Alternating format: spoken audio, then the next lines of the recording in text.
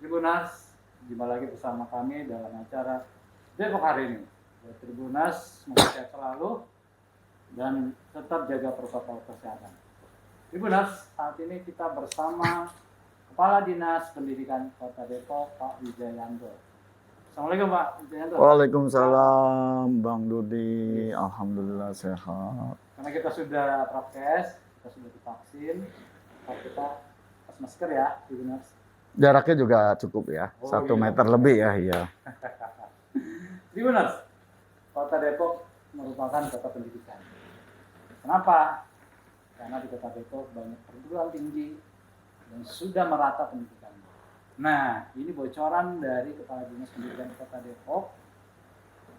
Tahun ini 2022 ada program khusus yang akan dikembangkan di Kota Depok. Nah, mau tahu apa itu? Nah, kita tanya ya, Tribunas. Pak Wijayanto nih. Ya, siap. Apa jurus jitu atau strategi yang akan dibangun di Kota Depok dalam membangun pendidikan di Kota Depok? Tadi kan sudah disampaikan. Ya. Yang khusus, cuma di sini Pak Wijayanto ngasih tahu ke kita nih. Ya, assalamualaikum warahmatullahi wabarakatuh. Waalaikumsalam. Tribunas ya. Tribunas. Atau netizen. Tribunas ya. Tribunas. Alhamdulillah, terima kasih Mas atau Bang Dodi. Ya. Jadi intinya kita melaksanakan kegiatan pendidikan itu berorientasi kepada visi dan misi pemerintah Kota Depok ya. Berorientasi kepada janji-janji juga, dan karenanya berorientasi kepada isu permasalahan, isu strategi, hal-hal apa yang dibutuhkan oleh masyarakat, utamanya dalam hal pendidikan. Nah, beberapa isu strategis kita itu yang ada di tengah masyarakat terkait dengan isu pendidikan itu mulai dari bagaimana aksesibilitas pendidikan itu bisa digapai oleh semua orang. Itu, misal seluruh, tidak boleh ada anak usia sekolah yang tidak sekolah. Nah, ini prinsip, tidak boleh anak yang tidak mampu putus sekolah. Tidak boleh anak yang nggak punya uang nggak bisa ikut ujian. Itu selama ini ada masalah-masalah seperti itu, ke depan mulai kita tuntaskan. Termasuk kita harus berkoordinasi, berkolaborasi dengan pihak-pihak terkait lainnya, gitu ya. Itu yang pertama, isu kita. Yang kedua, Bentar nih. Ya. Kalau ada yang menolak gimana, Pak Wijayanto? Ya, ini kan tinggal bagaimana kita menyampaikan, menyadarkan masyarakat. Atau masyarakat melaporkan langsung ke distrik? Bisa, misalnya begini. Kami membuka link misalnya masyarakat yang bermasalah terhadap urusan-urusan seperti ini bisa menyampaikan ke kami. Kami nanti mengkoordinasikan, memfasilitasi dengan pihak sekolah. Bisa jadi tidak bayaran karena dipakai duitnya sama sang anak. Tapi kan sang anak memerlukan ijazah untuk selanjutannya. Sang anak memerlukan upaya untuk misalnya ujian karena disyaratkan kalau belum bayaran, itu bisa diomongin lah, bisa dikomunikasikan. Jadi tinggal bagaimana kita bisa menyampaikan pesan-pesan ini kepada masyarakat. Itu yang pertama. Tribunas, tuh disampaikan Pak Wijayanto bahwa bagi masyarakat yang nggak mampu, yang nggak punya uang, terus ditolak sama sekolah, lapor saja, jangan takut. Ada nanti dikasih tahu alamat WA-nya atau nomor WA. Ya, Oke, intinya sampaikan ke dinas ya. Iya. Ya, komunikasi ke sekolah dan sampaikan ke dinas. Boleh, nanti kita akan cari cara untuk menyelesaikan itu semua. Itu yang pertama. Isu yang berikutnya adalah bagaimana supaya mutu pendidikan meningkat. Iya dong. Iya, kualitas itu kan kuncinya di gurunya, ya kan? Kuncinya di kurikulumnya, kuncinya di sarana penunjangnya, gitu kan? Ini harus kita tingkatkan. Nah, orientasi kita ke arah itu. Guru kita tingkatkan kapasitas dan kompetensinya. fasilitas sekolah kita tambah sesuai dengan kebutuhan, ketentuan, termasuk saprasnya. Kemudian juga kurikulum kita sesuaikan dengan kondisi. Nah, kondisi kurikulum bagaimana, seperti apa, sekolah harus bagaimana, seperti apa, itu ada yang disebut dengan isu ketiga, yaitu relevansi pendidikan. Kita ingin anak-anak kita survive. Kita ingin anak-anak kita mandiri. Gitu. Makanya kita berkarakter pasti. Kita ingin ada profil Pancasila bagi si anak, ya. Semua ada di situ. Nanti kita akan sampaikan profil Pancasila seperti apa. Nah, yang terakhir, isu strategis kita adalah bagaimana penyelenggaraan pendidikan akuntabel. Ya, sekarang kan teman-teman di satuan pendidikan, ya, kepala sekolah kan mengelola uang, bos. Ya, biasa ngajar, biasa menghadapi sekolah murid misalnya. Sekarang harus membuat SPJ, harus mempertanggungjawabkan apa yang dibelanjakan. Ini kan harus akuntabel. Nah, itu peran kita membina, membimbing, mengajarkan, mengadvokasi, memberikan coaching klinik kepada mereka semua, para pelaku pendidikan yang mengelola dana, agar akuntabel dan bisa dipertanggungjawabkan. Gitu. Nah, 5 isu strategis itu kita format dalam berbagai kegiatan kita. Gitu. Tribunas tadi disebutkan pendidikan di Kota Depok dibuat berkualitas. Apa sih yang akan dilakukan Dinas Pendidikan Kota Depok membuat para pelajarnya, generasi mudanya berkualitas? Apa bocorannya, Mbak? Ya, jadi saya ingin pelajar di Kota Depok itu berkualitas. Yang pertama, bagaimana anak-anak kita itu memiliki karakter ketuhanan. Wah, keren nih. Oh iya dong. Nggak mau saya anak Depok pinter tapi kagak sholat. Nggak mau saya anak kita pinter tapi nggak kenal Tuhannya. Atau mohon maaf. Atau melawan orang tuanya. Iya. Nah, atau tidak hormat pada guru. Nggak begitu.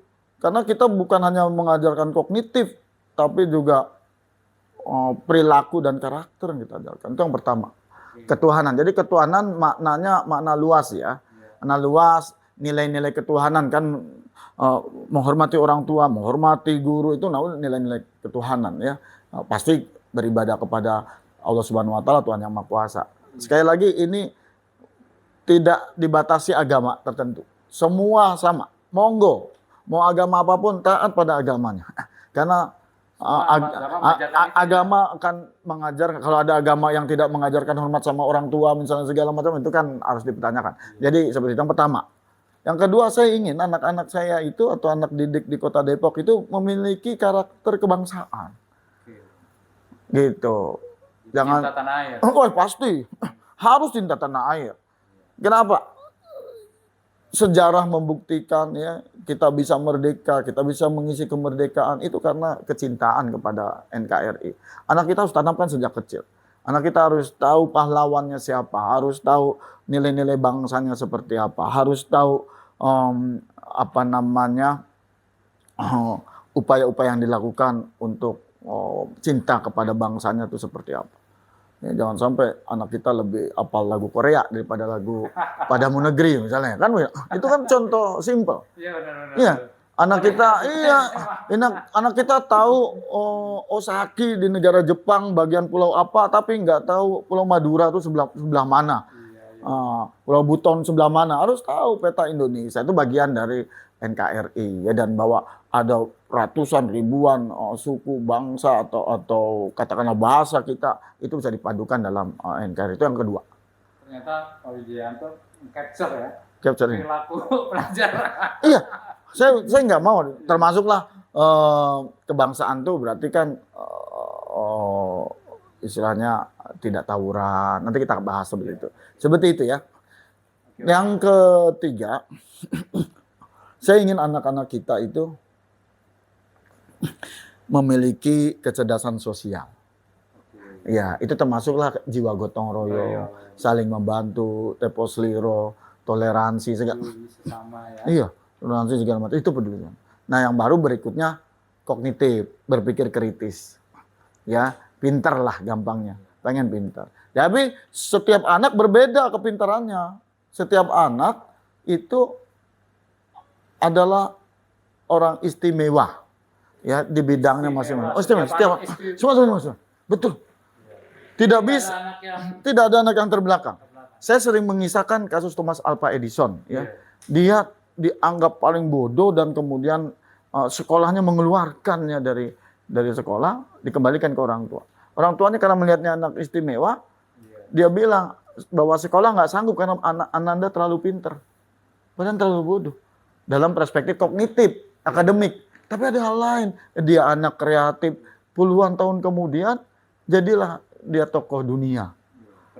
Penemu banyak temuan. Sampai kemudian dia temukan surat pengantar pemecatan dirinya dari sekolah yang disimpan oleh almarhum mamanya setelah meninggal. Jadi baru tahulah dia dikeluarkan karena secara kognitif tidak mampu. Itu ketika kita memandang kecerdasan anak dalam hal kognitif, dalam hal akademik. Padahal bukan itu saja.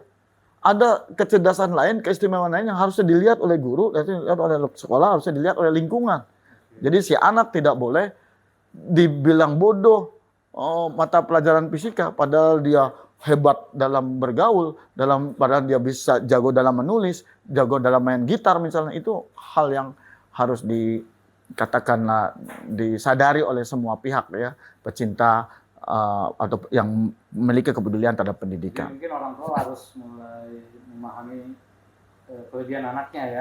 Iya, setiap anak istimewa, setiap anak punya kelebihan. Jadi jangan dipaksakan, ya. Bahkan anak yang disabel saja, difabel atau disability saja, maaf, yang cacat, itu tidak boleh disebut cacat. Dia punya kelebihan yang kita nggak tahu. Tinggal tergantung kita bisa mengeksplor kelebihannya apa tidak. Itu sebenarnya. Itu yang keempat tadi. Nah, yang kelima, si anak juga harus kita ajarkan inovasi dan punya daya lenting yang tinggi lah, bahasanya itu, punya inovasi, ya, punya kreatif dan inovasi. Sekarang zaman inovasi. Stuck, kagak inovatif, mohon maaf, ketinggalan zaman. Saya akan ajarkan nanti. Yang terakhir, saya ingin membentuk anak-anak kita semua untuk dalam konteks memajukan mutu pendidikannya, memiliki jiwa kemandirian. Wow. Bener. Saya nggak nanya, nak besok pengen jadi apa? Paling ujungnya dokter lah, pilot lah, tentara lah. Bukan.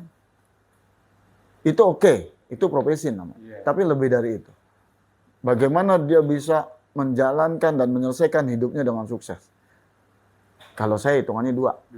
Dunia akhirat. Kalau dunia taruhlah, buat apa lo sukses dunia tapi akhiratnya sukses? Nah kan begitu ya. Itu konteks mutu pendidikan versi saya. Dan ini saya kemas, dan bukan saya kemas ya, dalam perspektif program nasional disebut profil pelajar Pancasila. Profil pelajar Pancasila. 6 karakter itulah mutu pendidikan kita. Tribuners, jangan kemana, kita akan gali lebih dalam isu-isu strategis pendidikan di Kota Depok. Tunggu lagi.